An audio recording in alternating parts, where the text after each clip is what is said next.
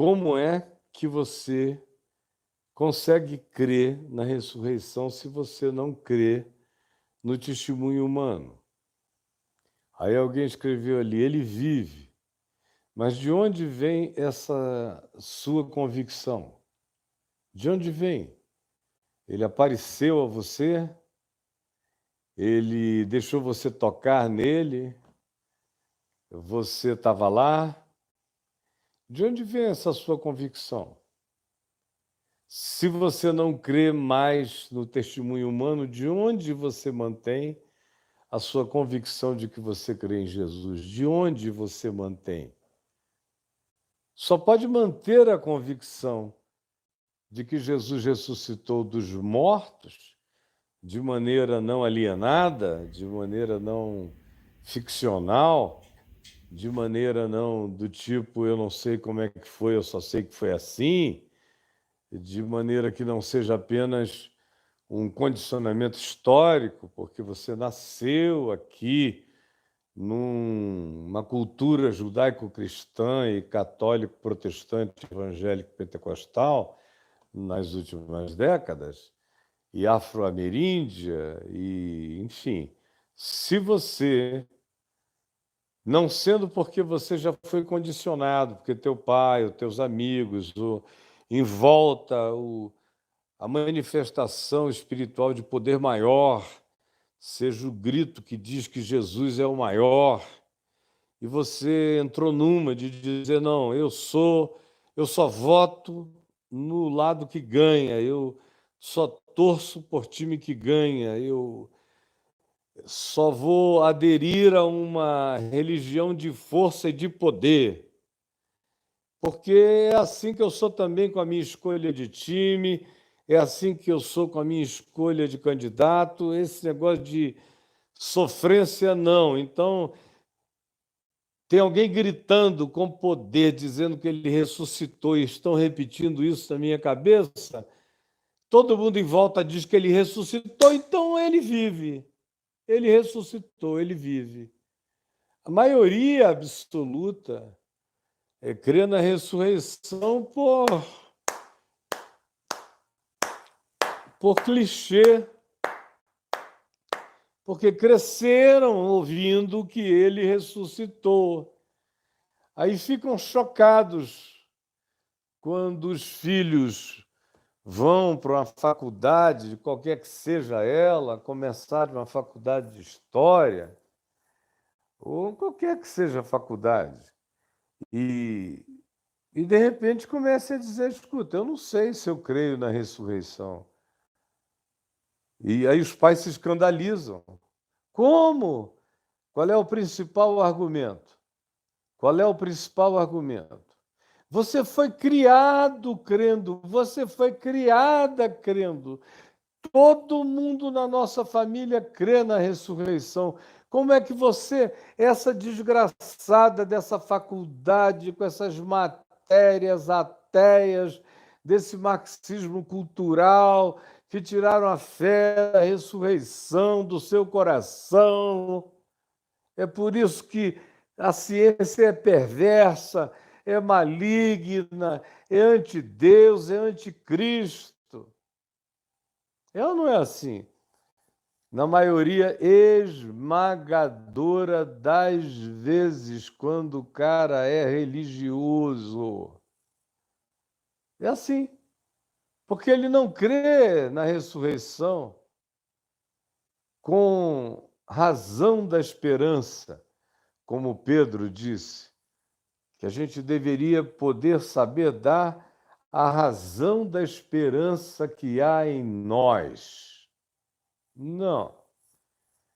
Eles não podem dar a razão da esperança que há neles, porque neles não há nenhuma razão na esperança deles. Eles simplesmente apostaram. Literalmente é uma aposta. Apostei na ressurreição dos mortos. Apostei, é uma aposta. É uma fé que eu faço na ressurreição. É positiva, a história é bonita, é linda, E eu acho mal barato, então eu creio na ressurreição, mas você não sabe da razão de por que você crê na ressurreição, a não ser porque você é filho de um condicionamento histórico, cultural, de uma domesticação religiosa e de crença. Só isso. E aí eu vejo gente dizendo, gritando, ele vive, aleluia.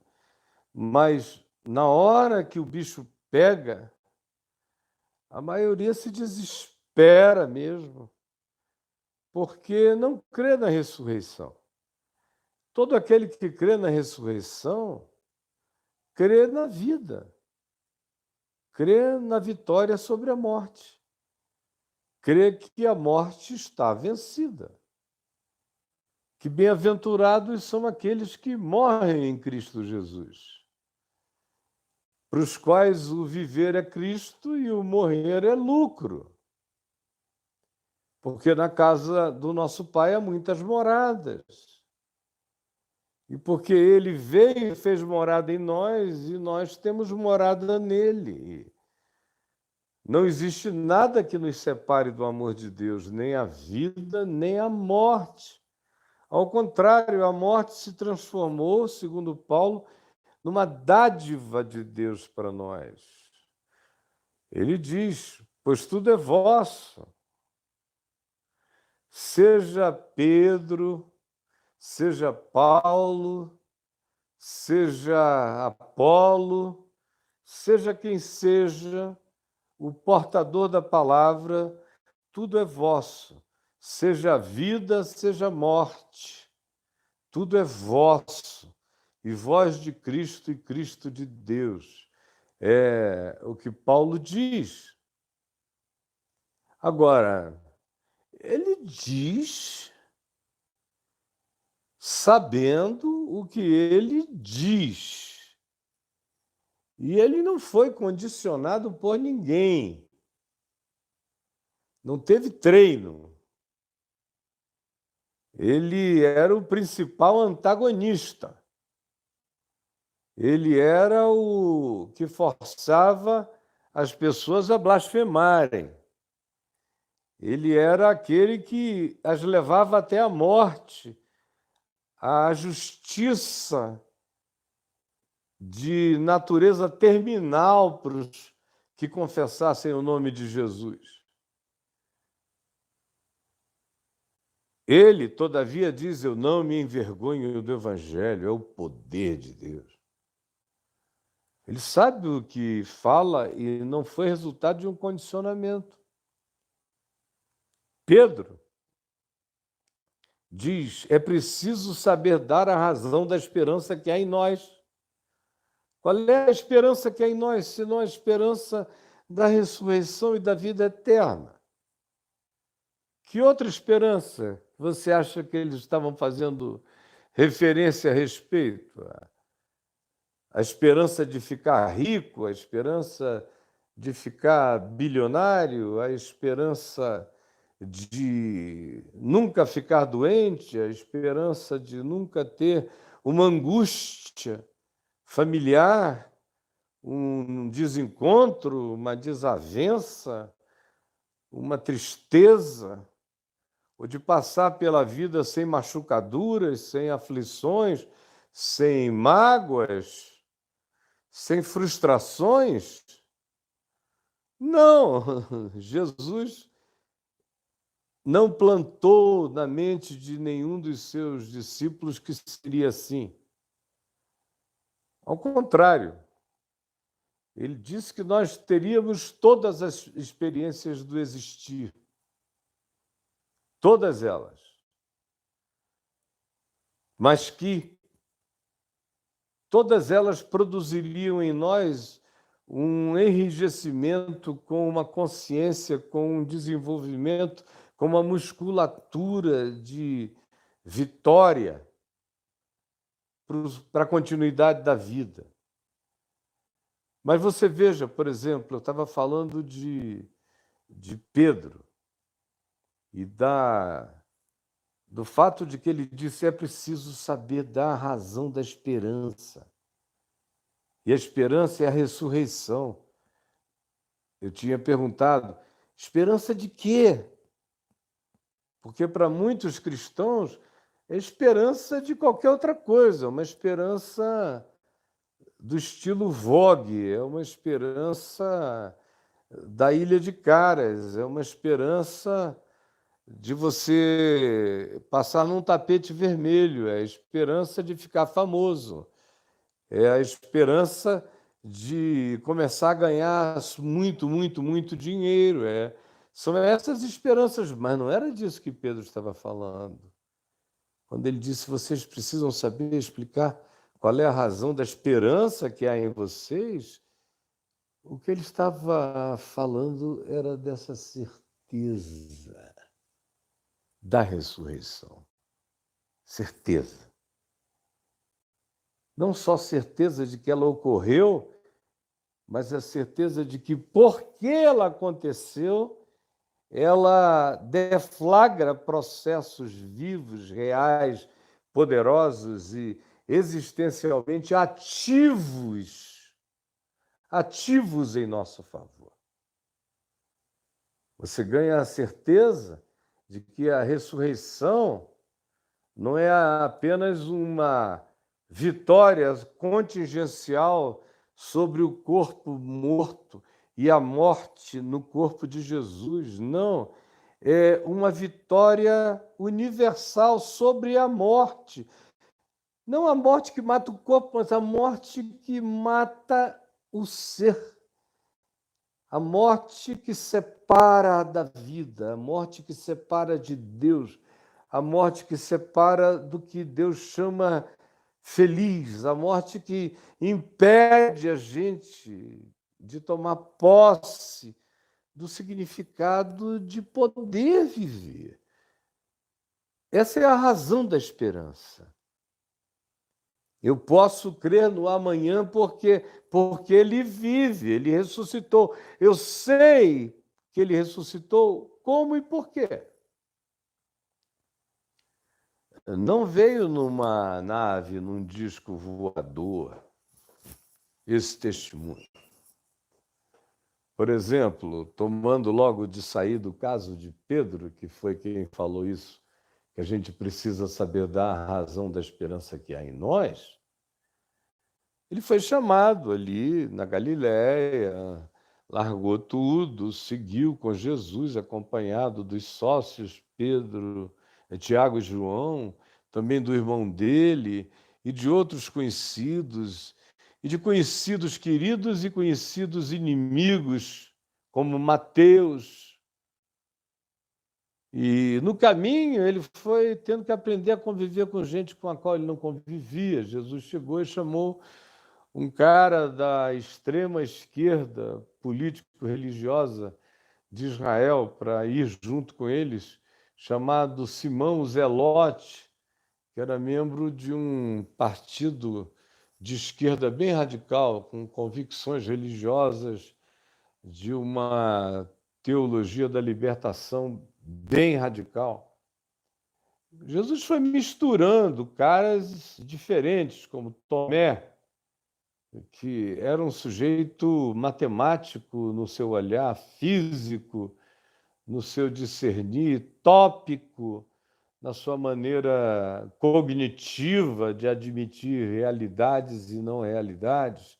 Chamou Tomé, chamou alguns outros que eram amigos de amigos ou irmãos e foram vindo. No fim, ele, depois de andar com esse grupo um pouquinho, ele chama para ele mesmo os que ele mesmo quis. É o que se diz. E aí chama um por um, aí troca, inclusive, agrega significado de nome como manifestação da personalidade do indivíduo. Pedro, a quem ele, Simão Pedro, a quem ele chamou de Cefas, em aramaico, que significa pedaço de pedra, fragmento de pedra, ou pedra. Cefas. Ele chama Tiago e João de uma maneira jocosa, porém revelando a personalidade deles, os chama de filhos do trovão.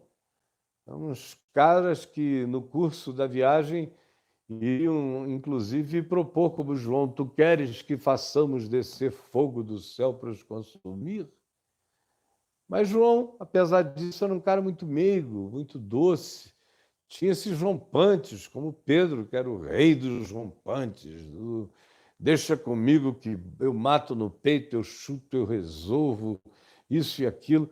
Ele chamou esse pessoal, chamou provavelmente um acadêmico, como eventualmente fosse Judas, um cara bem relacionado com a corte de Jerusalém, um sujeito que sabia entrar, que sabia sair, que tinha acesso às pessoas no alto clero e que provavelmente tivesse relacionamentos no nível mais elevado do que a maioria daqueles outros discípulos.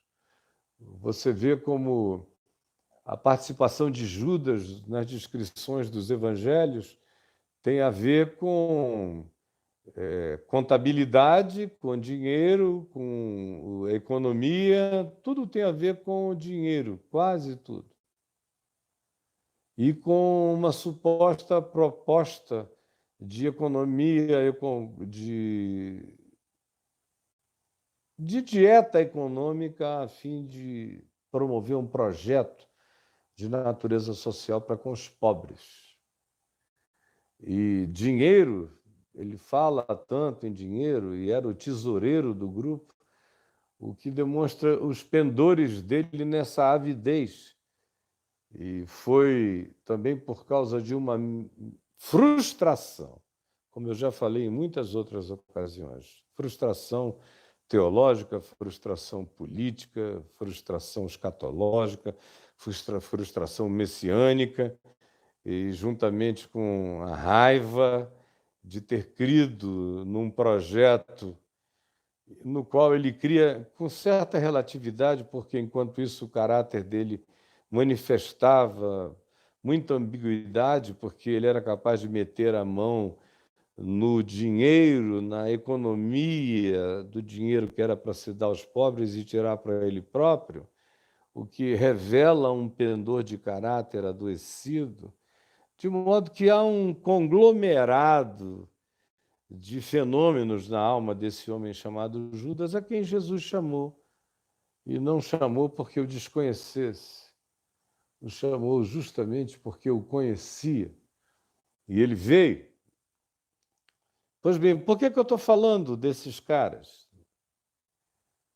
Ou de outros, como, por exemplo, Maria Madalena, de quem Jesus expeliu 7 demônios, ou das outras Marias presentes na ressurreição, uma delas a mãe de Jesus, ou de uma certa Joana, enfim, daquelas mulheres que andavam com ele. Por que essas figuras têm alguma importância?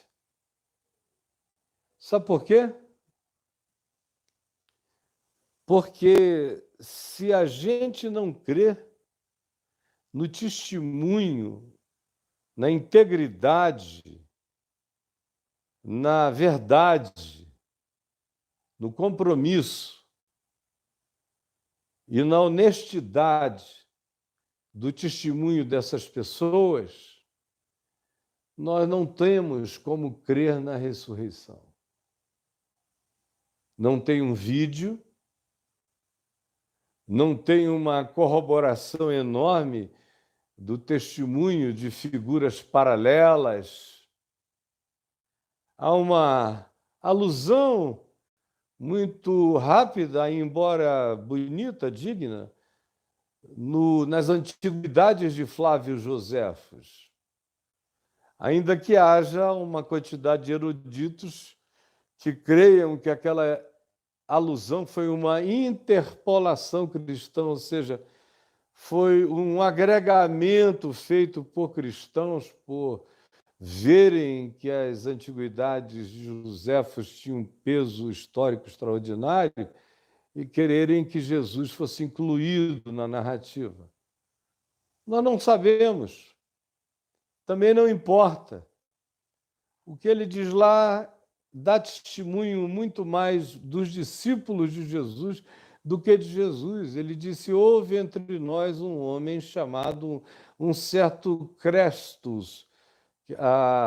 O texto escrito está até errado, era um certo Cristos, que fez sinais, prodígios, maravilhas e tal, descreve rapidamente Jesus e depois diz: ora, as nossas autoridades o mataram, o crucificaram, tramaram a sua morte, mas os seus discípulos dizem que ele ressuscitou de entre os mortos. Os seus discípulos dizem que ele ressuscitou de entre os mortos. Os seus discípulos dizem que ele ressuscitou de entre os mortos. Essa é que é a coisa. É o único documento. O próprio Flávio Josefos precisa da documentação testemunhal, oral, confessional, daqueles que foram testemunhas oculares da sua ressurreição. O problema disso tudo, minha gente, é que aqueles homens, com a exceção miserável de Judas, coitado, que se emaranhou no engano e se autodestruiu, os outros todos morreram de penalidades finais. Todos foram ou crucificados, ou decapitados, ou apedrejados, ou entregue às feras. O único que não morreu uma morte grotesca foi o apóstolo João, que morreu exilado, sozinho, na ilha de Patmos, no coração do Mediterrâneo, sem nenhuma alternativa. Sabia que tinha sido deixado lá para morrer na solidão, como veio a acontecer. Todo mundo pagou com a vida. Todo mundo pagou com a vida. Ninguém pediu dinheiro, ninguém foi acusado de extorsão. Nenhum deles expulsou o demônio pedindo uma oferta. Nenhum deles ficou rico. Você não ouve falar na fortaleza de Pedro, você não ouve falar na cidadela de Paulo, você não ouve falar nas construções apostólicas, você não ouve falar no grande templo de João, você não ouve falar de nada disso. Todos eles morreram sem conseguirem possuir nada e a maioria foi expropriado daquilo que tinha. E foram testemunhas até a morte. Nenhum deles prometeu mágicas, milagres, nenhum deles fez convites dizendo: venham toda terça, porque será o dia da cura divina, toda quarta, porque será o dia da prosperidade, toda quinta, porque será o dia da libertação, toda sexta, porque será o dia das portas abertas. Não, nenhum deles jamais disse nada. Todos eles apenas ensinaram o que os 4 evangelhos nos dizem, nos ensinaram e ensinaram aos outros aquilo que você vê nos tópicos das cartas de Pedro, de João, de Tiago, de Judas, e, sobretudo, você vê nas cartas de Paulo. Quem teve a compreensão mais dilatada compreendeu o que Paulo dizia. Havia alguns, todavia, que apenas respeitavam, mas nem alcançavam a altura daquilo que Paulo de fato ensinava. Como Pedro diz, o nosso irmão Paulo diz coisas muitas vezes difíceis de compreender, as quais os instáveis e os corrompidos de mente deturpam para sua própria destruição. Mas Pedro diz que eram coisas difíceis de entender. Agora, e aí? Paulo entregou a cabeça para ser cortada pelo verdugo lá em Roma. Foi decapitado. Com o corpo para um lado e a cabeça saiu rolando para o outro. Foi Paulo.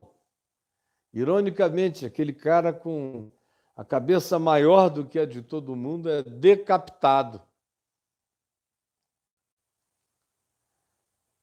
Teve coragem de ir até as últimas vias, como testemunha da ressurreição, conforme ele próprio, Paulo, diz aqui, escrevendo na primeira epístola aos Coríntios. Num texto tão singelo e, ao mesmo tempo, tão profundo naquilo que, na sua simplicidade, ele carrega, ele traz e ele amarra para nós. Primeira epístola de Paulo aos Coríntios. Chegue aí comigo no capítulo 15. Irmãos, venho lembrar-vos o evangelho que vos anunciei, o qual recebestes e no qual ainda perseverais. Por ele também sois salvos. Isso tudo tinha a ver com ter anunciado para pessoas que nunca tinham visto nada, mas tinham sido capazes de crer no testemunho desse homem, Paulo, que não tinha conhecido Jesus na carne, segundo o tempo, o espaço, a história, mas que o encontrou miraculosamente na estrada de Damasco e que tem essa história para contar com tanta força, com tanta veemência, corroborada pelo testemunho dos outros que tinham andado com Jesus antes dele chegar e que tinham sido testemunhas oculares da ressurreição, e esse pessoal aqui de Corinto que não viu vídeo nenhum, que não teve demonstração nenhuma, que ouviu apenas esse homem dizendo: aconteceu comigo e me transformou por inteiro. E aconteceu com outros, e mexeu com a vida deles para sempre. Esse foi o evangelho que eu vos anunciei, o qual recebestes e no qual ainda perseverais. Por ele também sois salvos, pela fé nesse testemunho, como sendo íntegro, verdadeiro, de gente sincera que não estava mentindo e nem querendo se aproveitar de nada.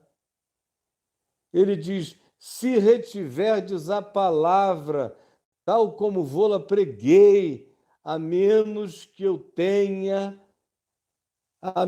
que tenhais crido em vão. Se vocês tiverem guardado o testemunho que eu dei intacto em vocês, então a pregação produziu o significado da própria segurança da ressurreição em vocês. Antes de tudo, eu vos entreguei, e não era um livro, não era um vídeo, não era uma equação, não era uma demonstração, não era nada disso. Não tinha nenhum conteúdo científico.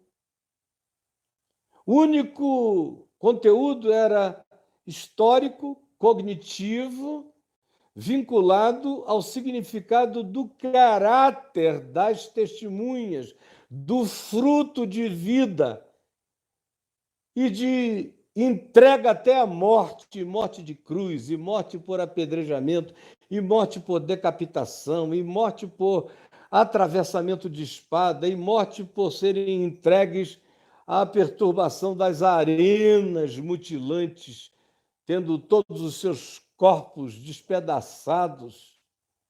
Eu vos entreguei o testemunho de gente que também carregou esse caráter, que Cristo morreu pelos pecados, os nossos pecados. E eu soube disso por mim mesmo quando Jesus a mim se revelou, e soube disso quando recebi o testemunho da mesma palavra através de Barnabé, que me trouxe as histórias dos evangelhos e dos outros apóstolos, que Cristo morreu pelos nossos pecados, conforme a predição das Escrituras todas, especialmente, por exemplo, de Isaías 53, ele era o cumprimento, aquele cordeiro levado para o matadouro, e que foi sepultado, e eles viram na tumba de José de Arimateia, e que ressuscitou no terceiro dia. No terceiro dia, segundo também a promessa das Escrituras no profeta Oséias, que diz que no terceiro dia a luz se levantaria. E depois disso, tendo ressuscitado, segundo o testemunho das Escrituras, o testemunho das testemunhas oculares e o testemunho da promessa profética das Escrituras. Sim, depois disso tudo, de ter ressuscitado, ele apareceu a Cefas, ou seja, a Pedro. Evocou o nome aramaico mais íntimo de Pedro, mais do cotidiano daqueles dias em Israel, e apareceu a Cefas. Depois, apareceu aos 12, significando todo o grupo, todo aquele colegiado que Jesus chamou de apóstolos, apareceu a eles todos. Depois foi visto por mais de 500 irmãos de uma só vez.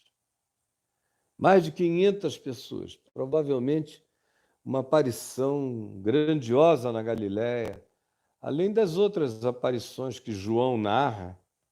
Paulo aqui está sendo sucinto, ele não está sendo exaustivo, mas você veja que, primeiro, ele não diz que foi a Maria Madalena, ele diz que foi a Pedro, quando, na realidade, a primeira testemunha, de acordo com o Evangelho de João, foi Maria Madalena, o que prova que aqui Paulo não está tentando fazer uma lista de testemunhas da ressurreição. Ele evoca Cefas, Pedro, que é a testemunha ocular mais primitiva, mais visceral, reconhecida por todos. Depois, os 12, o que dá um testemunho de um outro grupo que conviveu mais intimamente do que qualquer outro grupo.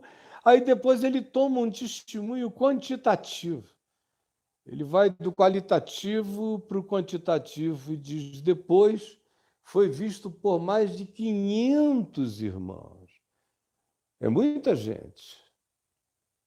Na Galiléia. E aí, provavelmente, você possa incluir os discípulos, também os irmãos de Jesus, a família de Jesus, Tiago, Judas, Simão, vários irmãos mencionados pelo nome que Jesus teve, porque Maria foi virgem para ter Jesus. E Mateus diz que José não a conheceu, não teve relacionamento com ela, está escrito lá em Mateus, até que ela desse à luz ao seu filho primogênito, que era Jesus. Depois, eles tiveram uma vida conjugal normal e tiveram muitos filhos. É o que dizem os evangelhos, de maneira unânime. Então, era uma família, todavia, como toda família, problemática. São os últimos a crerem sempre na gente, são os familiares. Quanto mais próximos, cumpre-se o que o Jesus diz. Ninguém é profeta na sua própria terra. Foi por isso que em Marcos 3, os irmãos convenceram Maria a saírem de Nazaré, irem até a Judéia para tentar prender a Jesus. Prender é a palavra. Leia aí Marcos 3, porque diziam, ele está fora de si, enlouqueceu, não para de atender gente, de fazer milagres, a gente tem que colocar ordem, tem que fazer escala, senão esse garoto morre. E no Evangelho de João se diz explicitamente que nem mesmo os seus irmãos criam nele, nem mesmo. Então, apareceu a 500 na Galiléia, e dentre os quais, possivelmente, estivessem os seus irmãos e vários da sua parentela, que são os mais difíceis de crer. E outros tantos daquela região. Paulo faz questão de dizer, apareceu a 500 ou mais de 500 de uma só vez, para dizer, havia 1000 olhos convergentes para dar o mesmo testemunho, para acabar com essa história de uma alucinação coletiva. Não, olhos, mais de 500 mentes e cabeças convergentes em ângulos diferentes encontraram com ele e o ouviram na Galiléia, ressuscitado de entre os mortos. Foi visto por mais de 500 irmãos de uma só vez, dos quais, ele diz, a maioria sobrevive até agora. Ou seja, eu não tenho nem a chance de mentir para vocês, essas pessoas estão vivas. Vivas, ainda. Depois disso tudo, foi visto por Tiago, pelo próprio irmão dele, o Tiago, irmão. O Tiago com dificuldade de crer, o Tiago que faria parte do grupo de risco, de incredulidade, de não conseguir crer. Aparece a ele, convence o irmão. Mais tarde, por todos os apóstolos, incluindo Tomé, pega aqui, toca aqui. Isso aconteceu durante 40 dias. 40 dias. Centenas de testemunhas oculares que se dispuseram a morrer pelo testemunho que davam, e muitos, ou a maioria, veio a efetivamente morrer por aquilo que asseveravam. Então, o que isso tem a ver com essa nossa noite aqui, com essa nossa conversa? Tem a ver com algo muito importante que você precisa saber. É que eu, por exemplo, só comecei a dar a chance de crer na ressurreição dentre os mortos, porque no meu coração eu criei no testemunho, na visceralidade do testemunho desses homens. Porque se alguém chegasse para mim e dissesse, Jesus ressuscitou de entre os mortos, meus irmãos amados, e foi visto por Benihim, e depois foi visto por Macedo, e depois foi visto por Mori Cerulo, e depois foi visto por uma congregação de reteté, onde todo mundo desmaiava e ninguém ficava em pé, eu ia dizer tudo mentira. Porque o fruto que eu vejo nisso tudo, nessas testemunhas, é o fruto da histeria, é o fruto da mentira, é o fruto do engano, é o fruto da manipulação, da hipnose, da sugestão. Eu não conseguiria levar a sério em momento nenhum. Ou aconteceria comigo ou jamais, pelo testemunho de nenhum desses. Agora, esses caras aqui foram dignos de serem levados a sério. Embora Paulo não tenha se convertido pelo testemunho deles, mas Paulo encontrou o mesmo glorificado que eles tinham encontrado quase 10 anos depois no caminho para Damasco. E foi tão impactante que ele disse que foi como o nascimento do universo. Big Bang, haja luz e houve luz.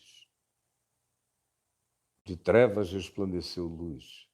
Foi tão impactante que foi como o dilúvio, quando as comportas da graça se romperam e as águas do amor de Deus o tragaram para a salvação.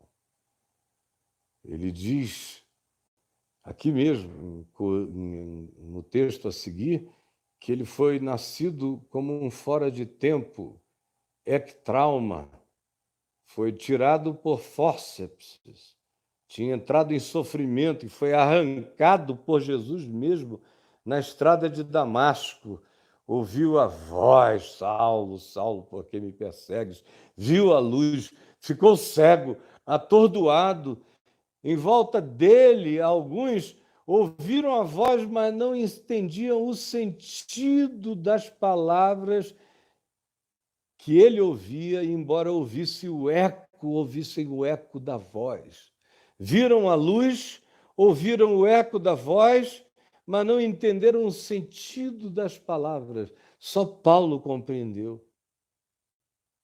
E a vida dele mudou para sempre, a ponto de que ele ofereceu a cabeça para ser guilhotinado e viveu alucinadamente como um ente apaixonado. É só o que a gente tem. Do ponto de vista humano, é só o que a gente tem, a sinceridade, a integridade desses homens.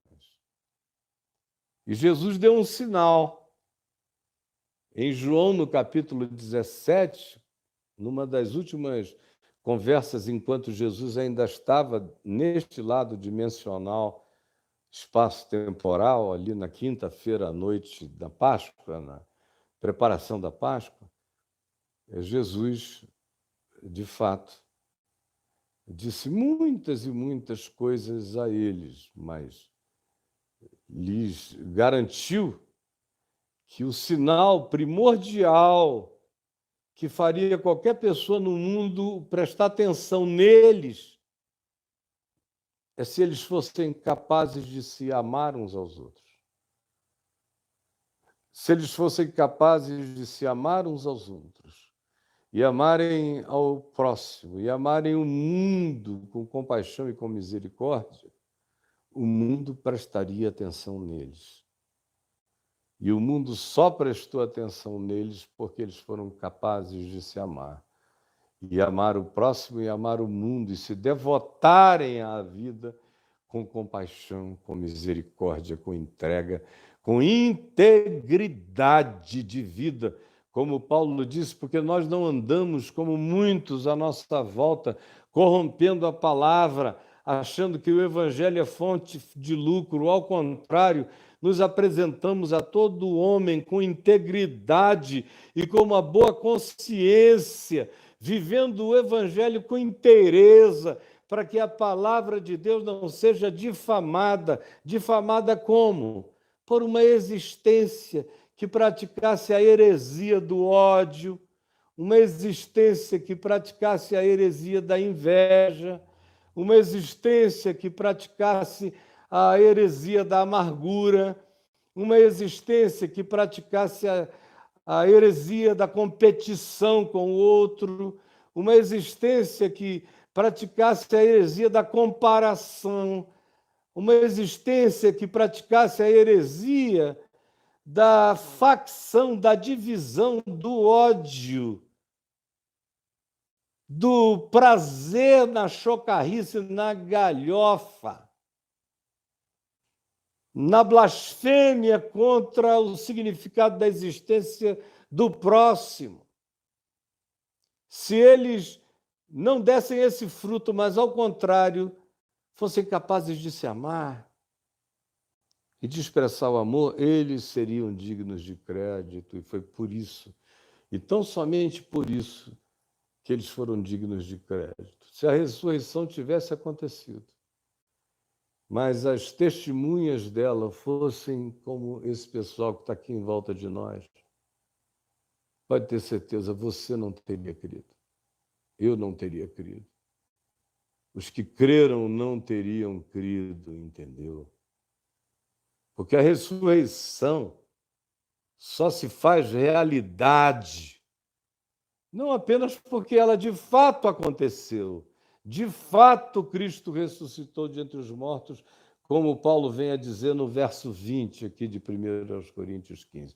De fato, Cristo Jesus ressuscitou de entre os mortos. Essa é a factualidade, mas a factualidade só vai ser crida no mundo se eu for capaz de amar.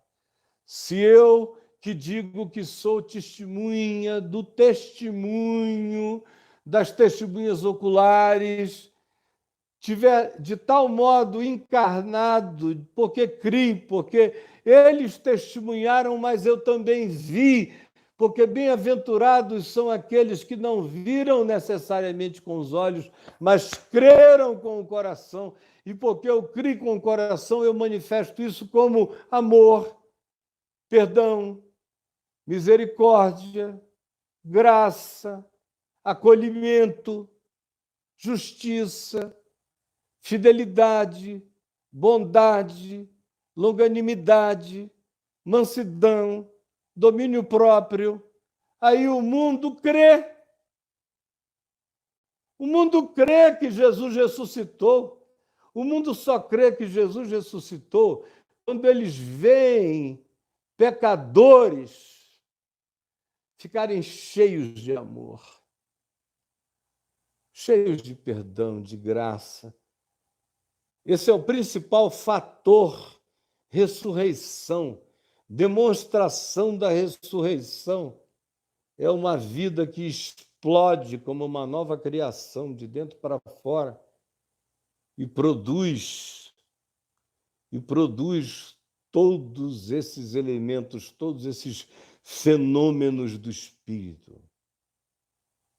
Amor, alegria, paz, bondade, longanimidade, fidelidade, perseverança, esperança, continuidade, domínio próprio. Aí a ressurreição aconteceu.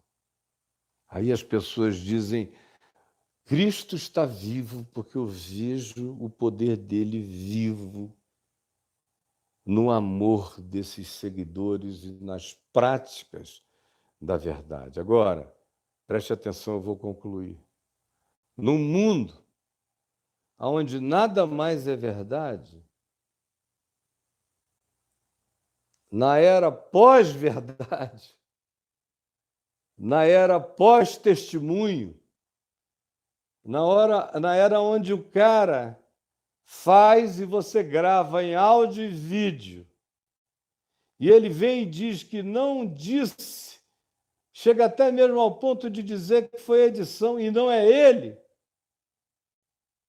E tem mais, aonde metade do mundo diz que ele tem razão. Num mundo onde você reconhece a voz dele, até o filho, até a mulher, qualquer um que o conheça, mas ele vem e desmente a própria voz. E uma quantidade enorme de pessoas creem e brigam e se separam umas das outras por causa disso. No mundo onde nada mais serve como testemunha factual do que aconteceu, nem mesmo a ciência serve. Nem mesmo a ciência. Nada. Eu saio da Terra, olho para a Terra e vejo um globo. Mas tem gente que nunca saiu da Terra e diz que eu estou enganado, porque a Terra é plana. E não dá para discutir com ele, porque ele diz que você é um louco, você um idólatra da ciência. Num mundo como esse, eu vou Como é que alguém vai crer no testemunho de Jesus, a menos que se acostume, a menos que seja porque está precisando de uma grana e vai fazer uma fé, a menos que seja para correr o risco da ressurreição? Quem sabe, né? Vamos lá. Eu vou correr o risco da ressurreição, eu vou correr o risco disso. Não tenho nada a perder. Se ele não ressuscitou, o máximo que vai acontecer é que quando eu morrer, eu morro. Então, deixa eu fazer uma fezinha na ressurreição, deixa eu entrar nesse cassino. Mas esses caras, não, eu vou, como as pessoas me dizem, eu vou na igreja dele. É um salafrário mentiroso, falastrão. Mas eu vou lá porque tem um monte de gente assim, assado, e eu vou para não ficar só. Mas é por isso que não se fala mais em cruz. Porque quem é que vai pregar sobre a cruz? Pregar sobre a cruz é falar de pecado humano. Quem quer falar de pecado humano, vivendo deliberadamente em pecado, vai falar de cruz, da cruz? Para quê? Tem que matar essa mensagem da cruz. Vai falar em ressurreição para quê? Se nada vivo ressuscitou no coração dele, se não há um fruto, nenhum fator da vida eterna brotando de dentro do cara, vai falar de ressurreição nada, vai falar de grana, vai falar de poder, vai falar de supremacia religiosa, vai falar de nós somos melhores e maiores do que os outros, vai falar de tomar o poder, é só isso. Vai falar de quê? Não conhece. Quem não ama não provou a ressurreição e a vida.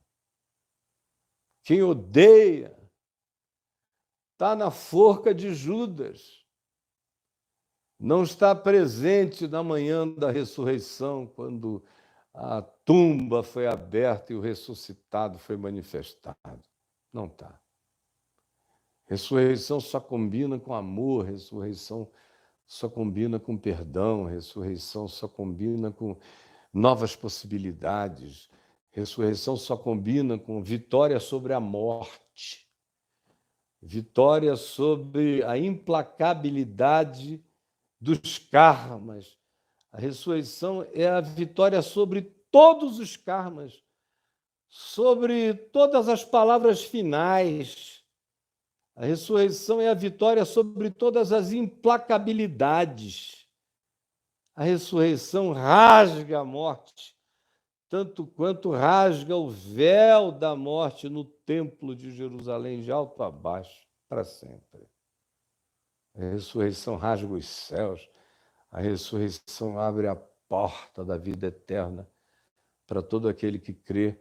No entanto, eu preciso acreditar em verdade, eu preciso acreditar em integridade, eu preciso acreditar em testemunho humano sincero, eu preciso acreditar em coerência de vida de pessoas que não são perfeitas, como nenhum deles foi, mas estava disposta a se entregar até o fim, morte de cruz, morte de decapitação, morte de apedrejamento, morte no silêncio do exílio, dizendo: Jesus Cristo é o Senhor, ressuscitou de entre os mortos, Ele vem, Ele vive.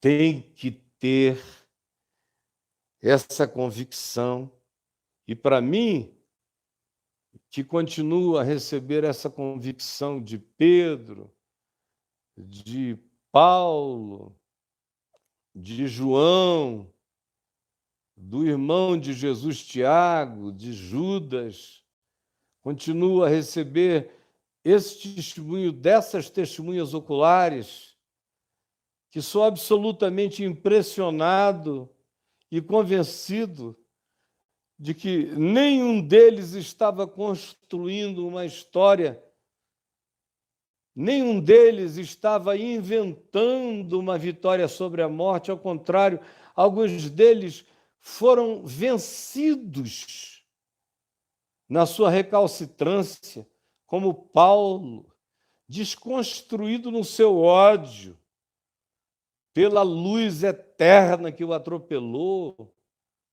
Ou como Tomé, que dizia: eu não creio se eu não pegar, se eu não sentir tatibilidade, se eu não mensurar no espaço-tempo, não dá para eu crer nisso.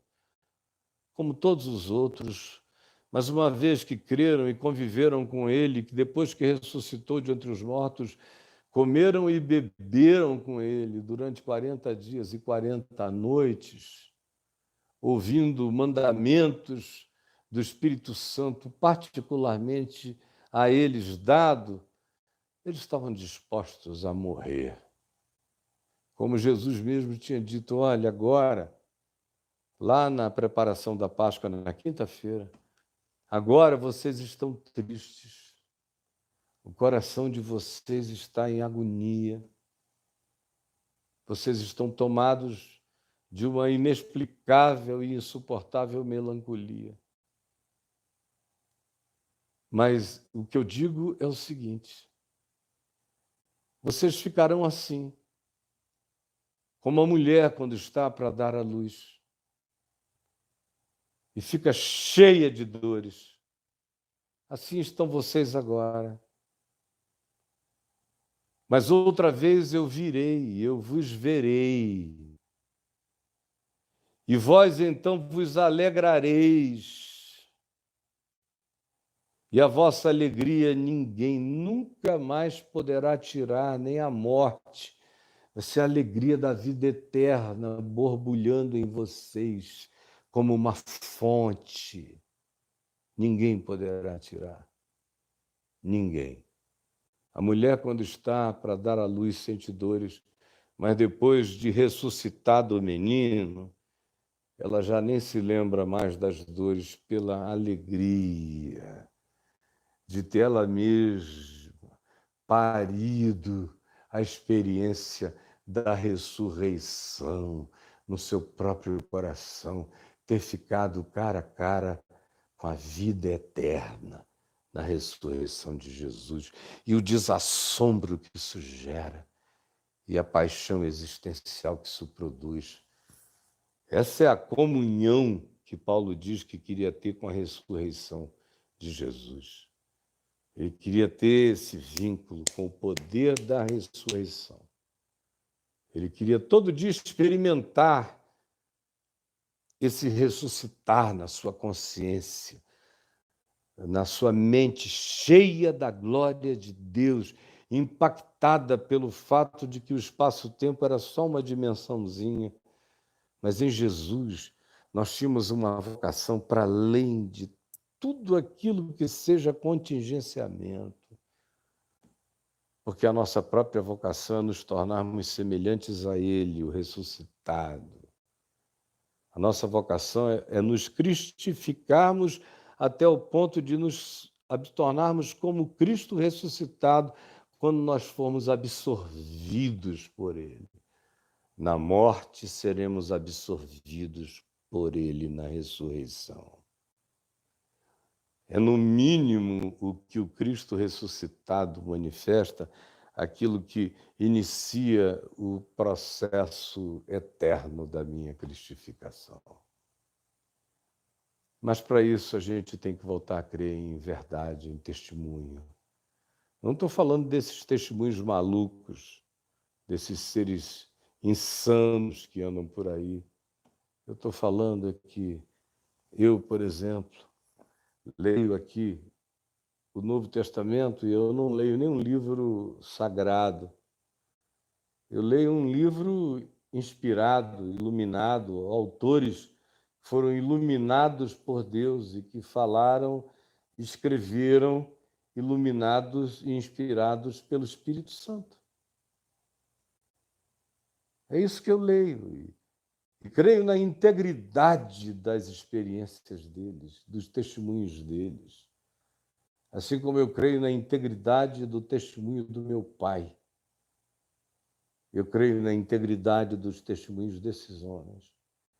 E é só por causa da integridade dessas vidas e desses testemunhos que a gente tem a razão da esperança que há em nós, afirmada, para dizermos que ele ressuscitou. Agora, o que é extraordinário é que quando o meu coração ouve essa notícia, e eu creio nela, eu a tenho como boa nova, eu a tenho como algo tão extraordinário que parece que já estava escrita dentro de mim, esperando apenas a hora de ser tocada como asa de uma borboleta para voar eternamente.